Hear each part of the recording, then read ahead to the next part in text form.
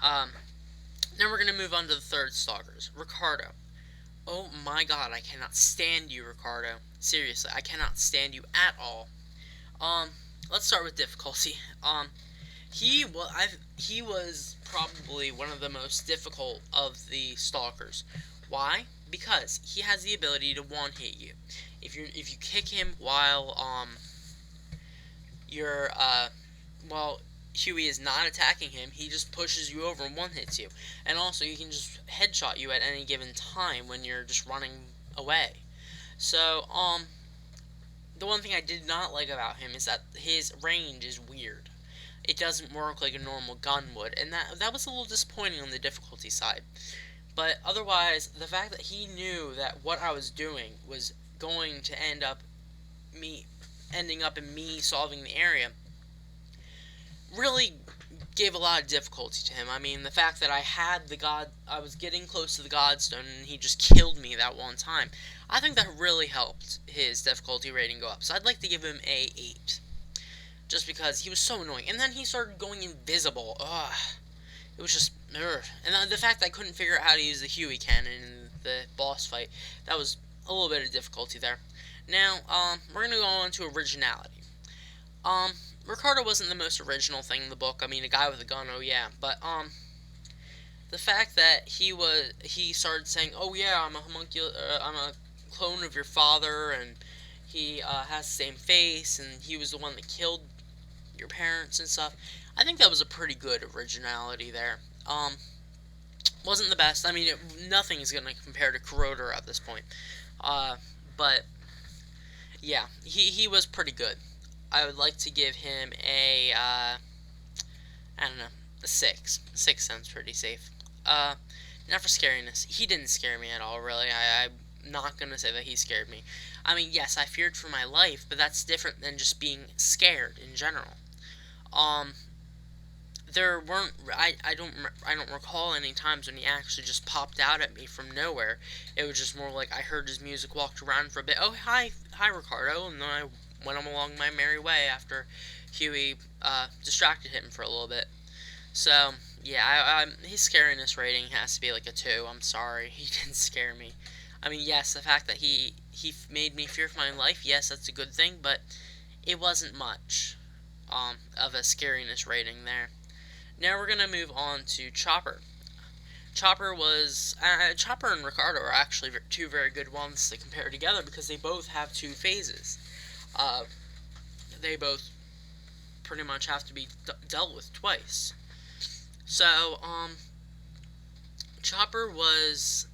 Let's start with difficulty. Chopper was very difficult. He made me lose all of my extra lives, and I actually really feared for my life there. He was very cheap, I must say. He made me panic from across that one alley balcony thing at that one point, and he made me hide behind the fishy twice. I mean, I don't even think I really hid in this game.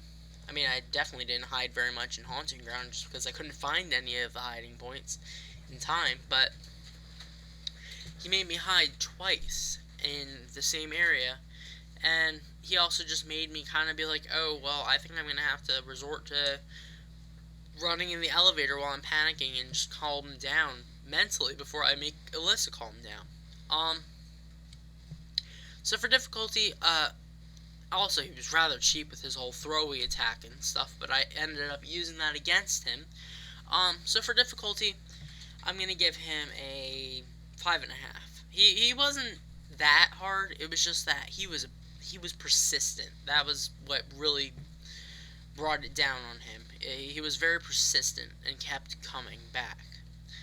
Now let's go for originality. I don't think a guy with 2 axe blade things is very original. I think that out of all of the stalkers, he has to be one of the least original. Simply because, Ricardo and Chopper are not very original at all, but Chopper more so. He's just a guy with 2 weird blade things that says that he killed your mother. Now, and that's never even shown if it's true or not, really. But yeah, he's not the most original guy in the book, so I'm gonna give him a 1.5.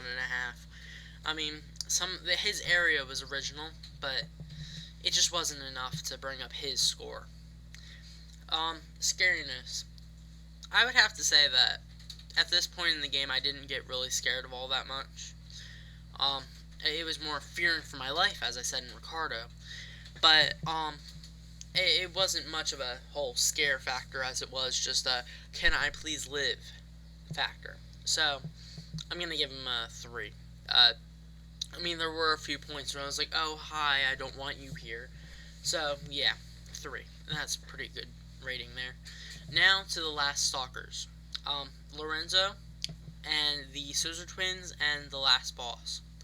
I will be using young Lorenzo versus the Scissor Twins, and then final boss Lorenzo, because he does seem quite different at the point where you fight the final boss against Lord Burrows, whatever. Barrel roll. How about that? Now, young Lorenzo, young and old Lorenzo. I'm not even gonna grade old Lorenzo. He just gets a 0-0-0 straight through. Young Lorenzo, I think he's pretty darn original. I liked him. He was an old man for a while, and we thought we killed him, and then he just came right back and started torturing poor Fiona. He locked her in that room and started harassing her and stuff. And I think that was pretty good of him. I think that was a decently original idea.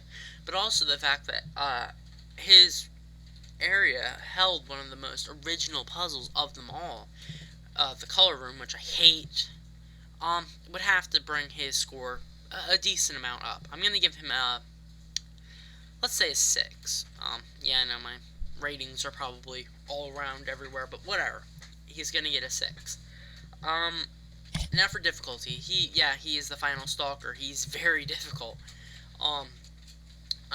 For a while, nobody I've ever seen play the game even knew that he was downable. But I figured that out, but I doubt I'm the first person to figure that out. But he is downable, but sure have to try a hard bit. You had to sit there with the silver boots and the diamond choker, kick him for a while, and then send Huey on him after he's been charged up, and then hope that it's done enough damage. He also seems to regenerate, but also the fact that he teleports and he has like several power attacks is just a thing where, he's darn hard. I'm gonna give him a 9. Not 9. Let's say 8, because I don't think I ever really died there. I don't remember. It's been a long time now, but he put me on for my money. If I didn't really work all too hard there, like if I thought, oh well, this is the final area, I can just slack off. No, I would have died a lot. But I played it safe, and because Toucan was there helping me with that color room puzzle, it didn't go catastrophic. Now for scariness. Again, I wasn't too scared. Lorenzo was more a thing of fearing for having to redo that silly color room puzzle afterwards. That's pretty much the only thing I have to say about him. The last stalkers weren't exactly scary, they were just hard. And I think that's how it should be. Yes, it's still a horror survival game. You're stuck in these crazy conditions with crazy murderers chasing after you, and you're fearing for your life, but you're not actually just fearing anymore. And I think that's the way it should be. Scare you at first, challenge you in the end. It's a very good balance in both games. So, young Lorenzo, I'm going to give you a 2 for scariness, just because of the fact that you made me fear for my life more times than one. Am I done now? Yeah, I am.